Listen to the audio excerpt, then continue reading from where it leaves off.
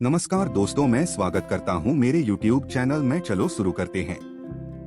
गौतम बुद्ध ने कहा, इन 5 जगहों पर चुप रहना सीखो। जो लोग बुद्धिमान हैं वह यह जानते हैं कि शब्द हथियार की तरह होते हैं जिनसे किसी को भी बचाया जा सकता है या किसी को भी मारा जा सकता है। अब आप सोच रहे होंगे कि शब्दों से किसी को मारा कैसे जा सकता है। तो जरा सोचिए, ज्यादातर आत्महत्याओं के पीछे किसका कारण होता है? किसी के पति ने कुछ कहा, किसी के पिता ने कुछ कहा और उन लोगों ने आत्महत्या कर ली। वह आत्महत्या किसके कारण हुई? वह पीड़ित के मन को इतना दुखी कर गए कि उसे दुख को सुना और बर्दाश्त करना नामुमकिन हो गया और इसी वजह से उन्होंने आत्महत्या कर ली। ऐसे ही आपके शब्द किसी को नया जीवन प्राप्त कर सकते हैं। अगर आदमी उदास होता है या दुखी होता है तो आपके शब्द उसमें एक नया जोश, एक नया उत्साह भर सकते हैं और एक हारा हुआ आदमी अपने जीवन में एक नई शुरुआत कर सकता है। बस शब्दों के माध्यम से, अपने वाणी के माध्यम से आप यह सभी समझ गए होंगे कि हमारे शब्द किस तरह जीवन को निर्धारित करते हैं। शब्दों में कितनी ताकत होती है और किसी से बात करते वक्त हमें कितने सावधानी से अपने शब्द सुनने चाहिए। आज गौतम बुद्ध के कहानी से मैं आपको कुछ सुनना जा रहा हूँ। उसमें आपको सीधे सीधे तौर पर कुछ ऐसे तरीके पता चलेंगे, कुछ ऐसी परिस्थितियों पता चलेगी वहां आपको हमेशा चुप रहना चाहिए। अगर आदमी उदास होता है या दुखी होता है, कुछ परिस्थितियों में अगर आप कुछ नहीं बोलेंगे तो वही आपके लिए सबसे ज्यादा बेहतर होगा, इससे पहले कि आप इस कहानी में खो जाएं। इस चैनल को सब्सक्राइब जरूर कर लें और कमेंट बॉक्स में नमो बुद्धाय जरूर लिखें। एक बार की बात है, एक युवा लड़का एक बार एक बौद्ध भिक्षु के पास पहुंचा। वो काफी परेशान लग रहा था और उसने बौद्ध भिक्षु से जाकर पूछा कि हे महात्मा, मैं अपने आप से परेशान हूँ, अपने आप से दुखी हूँ। बाहरी रूप से मुझे कोई दुख नहीं है, मैं धन धान्य संपन्न हूँ, मुझे कोई शारीरिक रोग भी नहीं है, लेकिन मैं खुद से परेशान रहता हूँ। अक्सर मेरी बातों को मेरा कोई भी दोस्त गंभीरता से नहीं लेता है और न ही मेरे परिवार के लोग मेरी किसी बात को गंभीरता से लेते हैं। मैं जो कुछ भी सलाह देता हूँ या तो वह उसे मजाक में उड़ा देते हैं या फिर उसे गंभीरता से लेते ही नहीं है। मेरी बातों को कोई गंभीरता से क्यों नहीं लेता है? क्यों मेरी बातों पर कोई अमल नहीं करता? क्यों मेरी बातों में कोई रुचि नहीं दिखता? क्या कारण है? कृपया मुझे बताने का कष्ट करें और मेरे मन के सवाल को दूर करें। ये सुनकर बौद्ध भिक्षु ने कहा, क्या सुबह में 40 ध्यान करके वापस आ रहा था? रास्ते में कुछ कौवे काव काव कर रहे थे और वहीं पर जब मैं चलता हुआ कुछ दूर आया तो मुझे एक मोर की मधुर आवाज सुनाई दी। ये सुनकर अचानक मेरे मन में ख्याल आया कि कौवे कितना काव काव करते हैं, कितना बोलते रहते हैं, लेकिन कोई भी प्राणी कोई की आवाज को पसंद नहीं करता। मोर हमेशा सही परिस्थिति के हिसाब से बोलता है। जब भी बारिश होने वाली होती है और बादल गरजते हैं और बारिश होने की आशंका होती है, ऐसे में मोर अपनी मधुर आवाज में गाता है जो सभी को प्रिय होता है, सभी को अच्छा लगता है। ऐसे ही अगर इंसान सही परिस्थिति के हिसाब से सही शब्द बोले, सही वाणी बोले, तो वही वाणी दूसरों के लिए संगीत हो जाती है, संगीत बन जाती है और दूसरे लोग तुमसे सम्मोहित हो जाते हैं और वहीं पर तुम्हें सब लोग गंभीरता से लेने लगते हैं। और दूसरी तरफ अगर तुम यूं ही बेफिजूल ऐसे ही बोलते रहते हो, बिना किसी बात के बोले चले जाते हो, तो फिर तुम्हें कोई गंभीरता से नहीं लेता। तुम उस कौवे की भांति हो जाते हो जिसकी वाणी कोई पसंद नहीं करता और बाद में तुम्हें दुख होता है कि तुम्हें कोई गंभीरता से क्यों नहीं लेता। इसीलिए अपने शब्दों को बेहद बुद्धिमानी के साथ इस्तेमाल करना सीखो। अगर तुम नहीं सीखोगे तो समाज में तुम्हें कोई सम्मान या कोई गंभीरता से नहीं लेगा। यह सुनकर वो युवा लड़का बोला कि हे महात्मा, मैं जानता हूँ कि मैं ज्यादा बोलने की बीमारी से ग्रस्त हूँ, मुझे इतना नहीं बोलना चाहिए, लेकिन मैं अपने आप पे काबू नहीं रख पाता और न ही मैं इतना बुद्धिमान हूँ कि मैं अपने शब्दों को नापतोल के बोल सकूं। मैं किसी से बात करते समय किसी से सोचता ही नहीं कि मुझे अपने शब्द किस तरह इस्तेमाल करना है। कृपया करके ऐसी परिस्थितियाँ बता दीजिए जहाँ पर मुझे कम बोलना है या फिर बोलना ही नहीं है, हमेशा चुप रहना है। अगर आप मेरा ऐसे मार्गदर्शन कर सकते हैं तो मेरा जीवन आसान हो जाएगा और मुझे ज्यादा दिमाग या अपनी बुद्धि लगाने की भी जरूरत नहीं पड़ेगी। यह सुनकर बौद्ध भिक्षु ने मुस्कुराते हुए कहा कि बेटा, वैसे तो इंसान को हर परिस्थिति में सोच समझकर ही बोलना चाहिए, लेकिन अगर वो हमेशा होश में नहीं रह पाता है ध्यान में नहीं रह पाता है, तो मैं तुम्हारे दैनिक जीवन की कुछ ऐसी परिस्थितियां बता रहा हूँ जहाँ पर तुम्हें हमेशा चुप रहना है। अगर तुम ऐसी जगहों पर कुछ बोलोगे तो तुम्हारा अपमान ही होगा या फिर तुम्हें कोई गंभीरता से नहीं लेगा।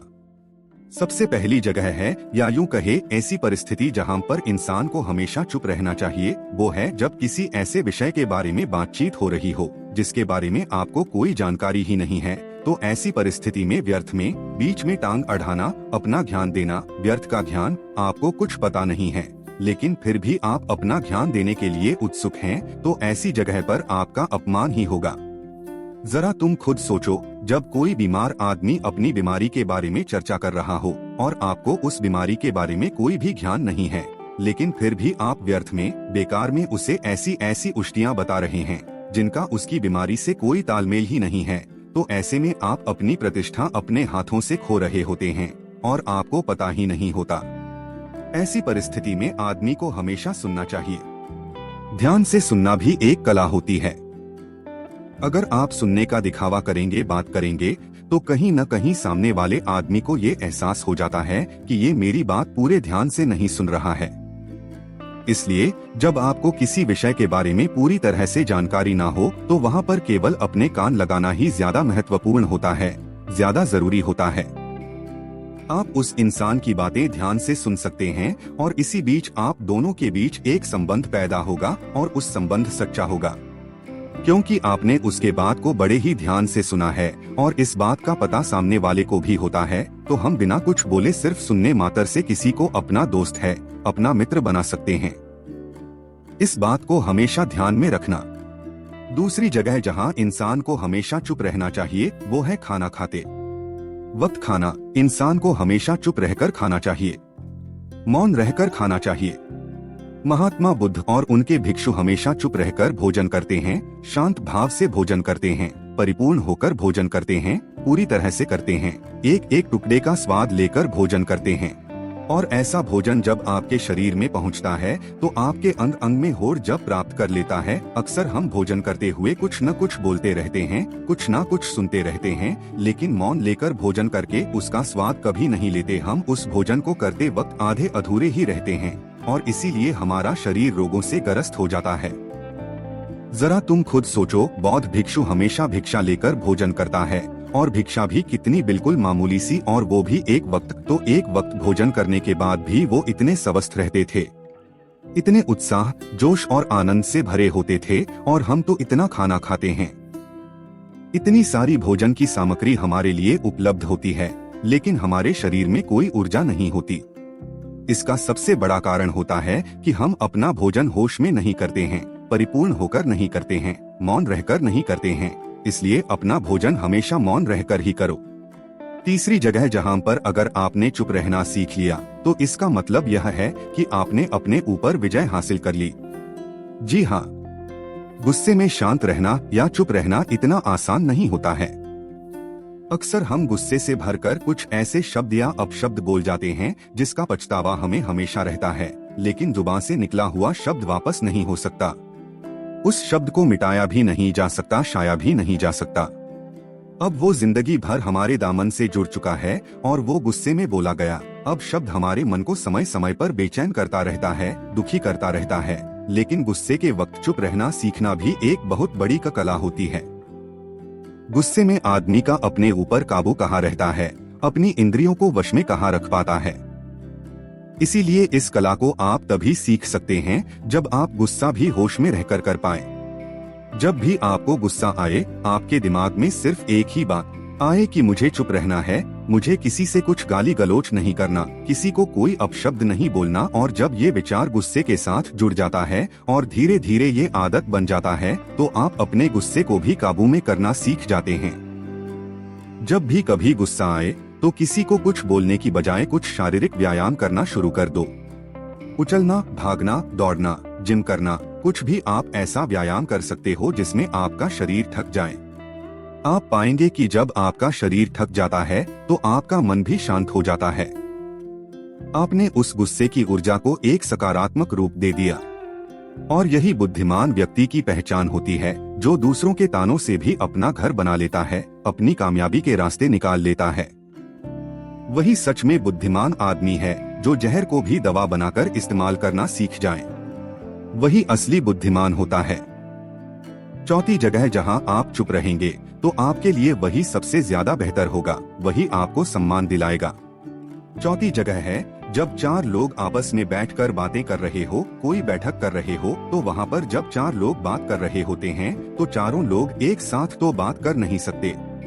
एक बार में एक व्यक्ति बोलेगा और तीन सुनेंगे, तभी वो बैठक कामयाब हो पाएगी, तभी वो चर्चा सही रूप में आगे बढ़ पाएगी। लेकिन अगर कोई आदमी ऐसा बैठा हुआ है जो बीच में ही दूसरे की बात काटकर अपनी बात को ऊपर रखना चाहता है, तो ऐसे में वो चर्चा या वो बैठक आपको कहीं नहीं पहुंचाएगी और चारों लोगों के बीच आप सबसे मूर्ख कहलाओगे। अगर आपको अपनी बात कहनी है तो सामने वाले को अपनी बात पूरा करने दो, उसके बाद अपने विचार रखो। यही एक भद्र पुरुष या फिर कहीं अच्छे आदमी की पहचान होती है। और आखिरी जगह, अगर हमारे माता पिता हमें कुछ कह देते हैं, हमारे बड़ मिटाया भी नहीं जा सकता का भाव व्यक्त होगा। अगर आप उनके सामने उनका विरोध कर देते हैं, उनका प्रतिरोध कर देते हैं, तो वो गुस्सा तो थोड़ी देर बाद शांत हो जाएगा, लेकिन वो कही गई बात, वो विरोध किया हुआ शब्द या फिर कुछ भी उल्टा सीधा हमेशा आपके मन को सताएगा। और आपके माता पिता को हमेशा यही लगेगा कि आज ये हमारी इज्जत नहीं करता, आज ही हमारी बात नहीं मानता क्योंकि ये कमाने लग गया है, ये बड़ा आदमी बन गया है। ऐसी ऐसी बातें उठेंगी, ऐसे ऐसे तंज कसे जाएंगे। इसीलिए ऐसी जगह पे आप मौन रही है, चुप रहिए, कुछ मत बोलिए, अपने गुस्से को अपने अंदर ही पी लीजिए, कुछ व्यायाम कर लीजिए, भाग लीजिए, दौड़ लीजिए, आपका मन अपने आप शांत हो जाएगा। आखिर में बौद्ध भिक्षु ने अपनी बात को खत्म करते हुए कहा कि कम शब्दों में अपनी भावनाओं को उतारना सीखो। शब्द हथियार की तरह होते हैं, बोलो तो होश में बोलो, ध्यान में बोलो, जीवन शैली ऐसी बना लो कि आप जब भी बोलो पूरे होश में रहकर बोलो, पूरे आनंद के साथ बोलो, पूरे प्रेम के साथ बोलो। ऐसी वाणी बोलो जो दूसरे के दिल को ठंडक पहुंच आती हो, दूसरे के मन को भी शांत कर देती हो, और वो तभी संभव है जब आप प्रतिपल होश में रहकर बोले। इसके बाद वो युवा लड़का बौद्ध भिक्षु के सामने नतमस्तक हो गया और उनको प्रणाम करते हुए अपने घर वापस लौट गया। आशा करता हूँ आपने अब तक कहानी का आनंद लिया होगा, तो हमारे चैनल को सब्सक्राइब करना ना भूले। कहानी को ज्यादा से ज्यादा शेयर करो, लाइक करो, कमेंट करो। मिलते हैं जल्द ही नई कहानी के साथ। धन्यवाद। नमो बुद्धाय।